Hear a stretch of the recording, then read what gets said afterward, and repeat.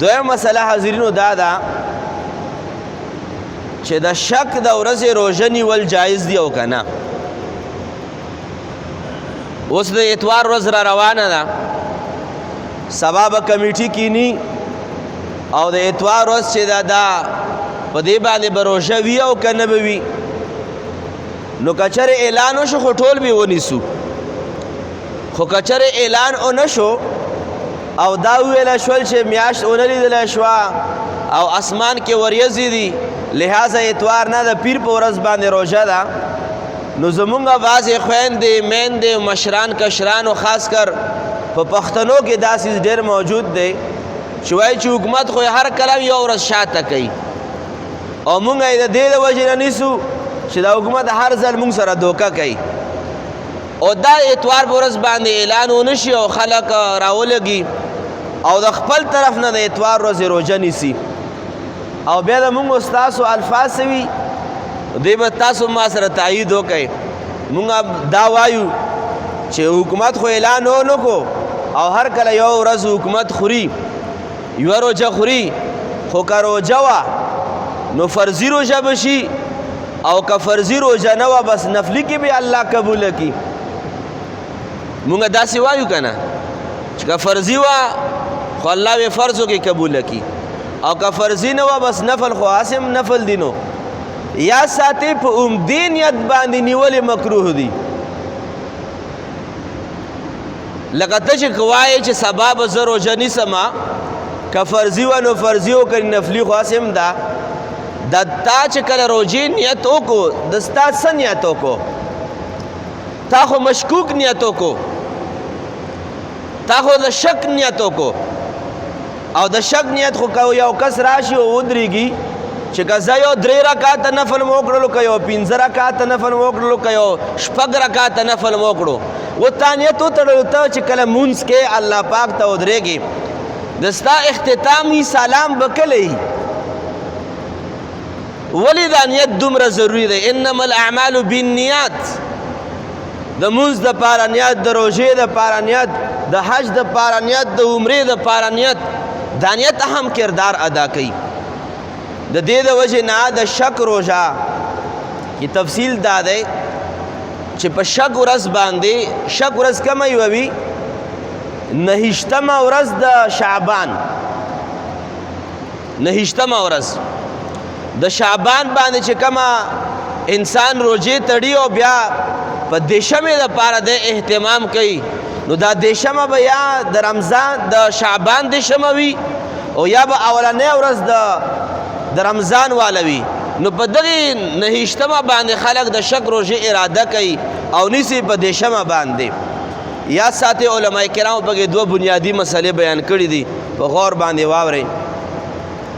دیشمه روژه د شعبان معظم، دیشمه ورځ د شعبان معظم باندې قضایي روژه راوړل چې اعلان ونه شي چې سبا له روژه ده نو شکی پاتې شوه، فرضي قضا روژه راوړل دا هم ناروا دي، مکروه تحریمي دي. یا چا باندې څه نظر وغیره روژې وي هغې روژې قضایي راوګرځوله، یا د کفارې والا روژه یې ونیوه، په دې ورځ باندې د واجباتو د فرایضو روژه نیول ناروا او مکروه تحریمي دي.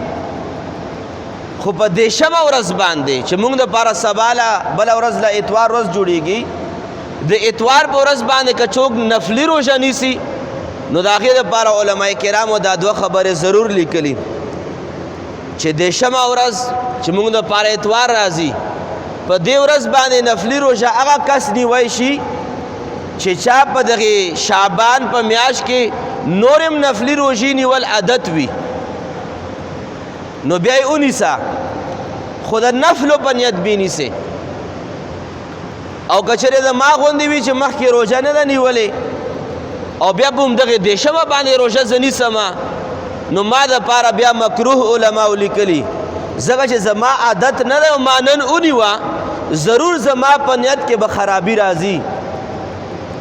او 2م نمبر خبره یاد ساتئ، علما لیکي چې دا روژه د خواصو دپاره ده، د عوامو دپاره نه ده. نفلي روژه عوام به په دې دشمه او په دغه اتوار په ورځ روژه نه نیسي که اعلان ونه شو د روژې. خواص څوک دي؟ علما فقها لیکي چې خواص هغه خلق دي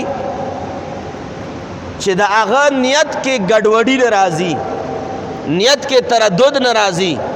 او ګډوډي او تردد دا دی چې که فرض شو نو فرض او که نفل شو نو نفل، دای په زړه کې نه راځي. دا خواص خلق دي. او که تا په زړه کې دا راځي چې که فرضي ده فرضي کني نفلي، نو دغه نیت کې تردد چې څوک هم راولي او د شک ورځې روژه نیسي، د دوی دپاره دا روژه نیول مکروه دي. نو د دې د وجې نه دا عرض کول غواړم چې لا خو پته نه لګي چې د اتوار ورځې اعلان به کېږي که نه به کېږي. خو که چېرې او نه شو او فضا ابر آلوده وه، نو بیا ځان ته کتل پکار دي چې ما مخکې هم عادت و د روژې نیولو او که نه، او زما نیت کې ګډوډي راځي او که نه راځي. نو که دا شرایط در کې موجود و نو بیا نفلي روژه نیوی شي. او که چېرې دا خبرې تا ذهن له راتلې، نیت کې تردد راتلو، مخکې د روژې نه نیوې، نو دغه کس دپاره بیا دا روژه نیول مکروه دي. او علماو بیا لږ وضاحت هم کړی چې دا مکروه تنزیهي دي، ځکه چې حدیث مبارک کې حضور نبی پاک صلی الله علیه وعلی آله وسلم ارشاد فرمائی لا تقدم رمضان بصوم یوم او یومین. نبی پاک فرمائی امتیانو ته چې رمضان نه یوه او دوه ورځې مخکې روژې مه نیسئ، یعنی واجب روژې یا فرض قضایي روژې. ها نبی پاک فرمائی الا رجل کان یصوم صوما فلیصم. نبی پاک فرمائی چې که چېرې چا د دې نه وړاندې د روژې نیولو عادت و، نو بیا نفلي روژه بیا نیوی شي. خو بیا هم د نفلو په نیت باندې بینیسئ، فرض و نیت به ذهن له نه راولئ. کرا د وستو روژه د وشوه خو سره د کراهت نه. نو دا